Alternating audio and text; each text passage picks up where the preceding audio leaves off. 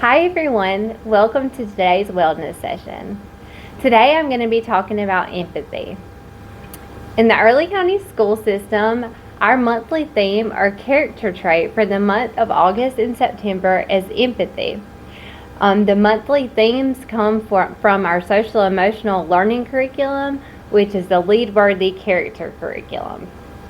This month we're focusing on empathy and challenging our students to get to know each other and to make sure that every student that they interact with feels seen and heard and valued. So what is empathy? Empathy is the ability to be aware of, understand, and be sensitive to another person's feelings.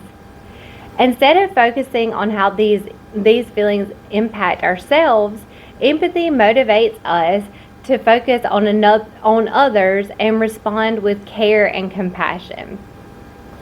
So empathy is the ability to emotionally understand what other people feel, see things from their point of view, and imagine yourself in their place. So essentially it is putting yourself in someone else's position or in someone else's shoes and feeling what they're feeling.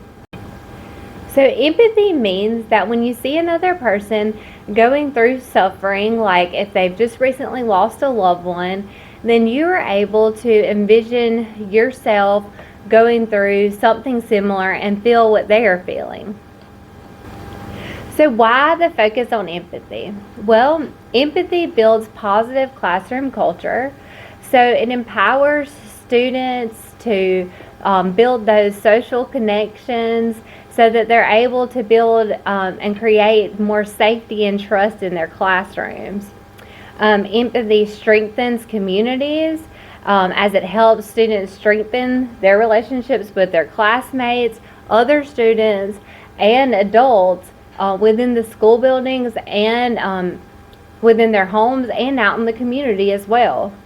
Empathy prepares our students to be leaders in the community. The best leaders understand the people that they lead. Empathy also improves our capacity to communicate, because when we can understand how someone feels, we are better able to appropriately respond to or communicate with others in various social situations. So empathy will help students to effectively lead and inspire others and develop more compassionate relationships. Empathy is an important and vital skill.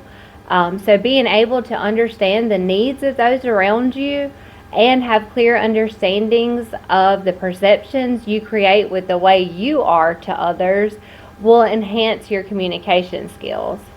So empathy, being aware of how other people feel, really helps with that communication piece. And communication is huge in all relationships, whether it be work or school or outside in the community, or even at home with your family members. So empathy really allows you to build, nurture, and foster those social connections with others by understanding what people are thinking and feeling. Like I said earlier, you're able to respond appropriately in the different social situations. And research shows that social connections can improve an individual's physiological and physical well-being. So to feel connected to others is hugely important for our optimal well-being. It is the very basis of human relationships, and it helps us to feel valued, loved, and cared for.